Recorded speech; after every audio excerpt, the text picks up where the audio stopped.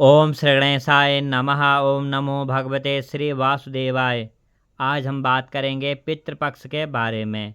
पितृपक्ष यानी पितृ श्राद्ध के बारे में कि पितृ श्राद्ध कब से आरंभ है और कब तक चलेंगे। पितृपक्ष में आपने विशेष उपाय क्या करना है।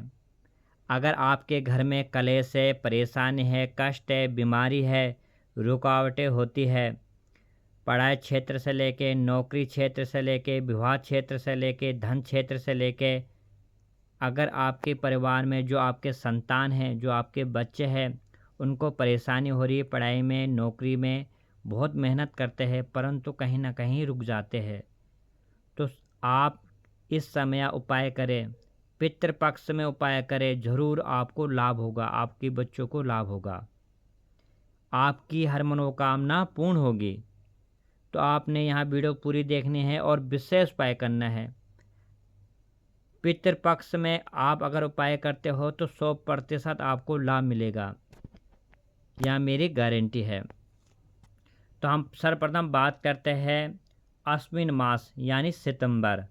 18 सितंबर से आरंभ है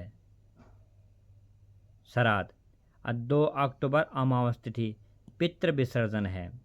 पितृ लोग अपने अपने स्थान में चले जाते हैं, अपने लोग को चले जाते हैं यानी पितृलोक को चले जाते हैं। ठीक है, तो 18 सितंबर से आरंभ है। तो यहाँ 16 दिनों तक पितरों के निमित्त आपने उपाय करना है।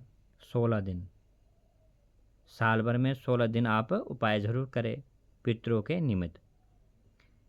तो रोज आपने भोजन बनाना है, तो भोजन कन्याओं को जरूर खिलाना है और गौ माता, श्वान छत पर रखना है उसके लिए, किसके लिए, कौवे के लिए। चाहे कोई सा भी पक्षी खा ले वो अलग बात है।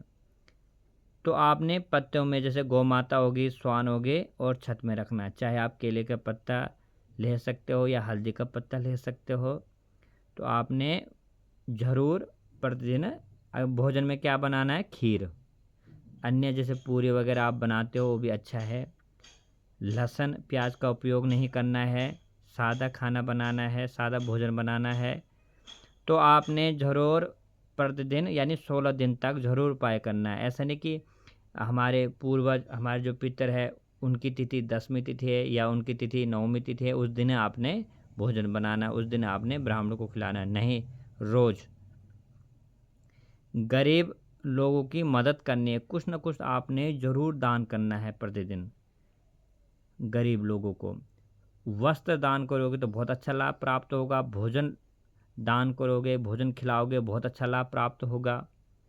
आपने हो सकता है तो ब्राह्मणों को भी भोजन कराइए, ब्राह्मण देवताओं को भी भोजन जरूर कराइए। तो बहुत लोग बोलते हैं कि पितृ होते हैं या नहीं होते हैं और पितरों को हम क्यों खिलाए। हमने तो बहुत पहले भी मतलब अच्छे से खिला रखा है, फिर हमारे पितृ बहुत अच्छे हैं, बहुत बढ़िया है, अब उनको नहीं देंगे हम।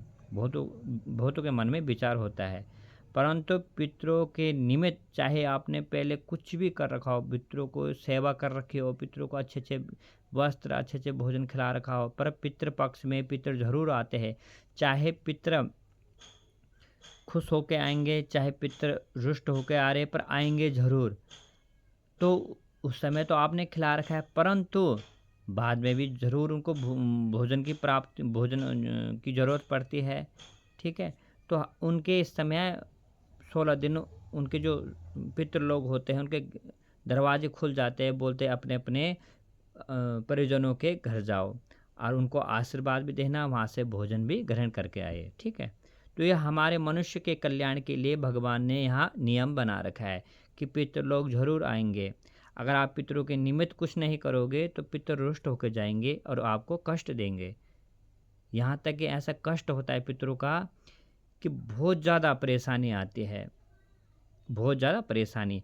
तो पितरों के निमित्त अगर आप उपाय करोगे तो समस्त देवी देवता आप पे कृपा रखेंगे, क्योंकि पितरों के निमित्त जो तर्पण कराते हैं तो समस्त देवी देवता का आह्वान होता है,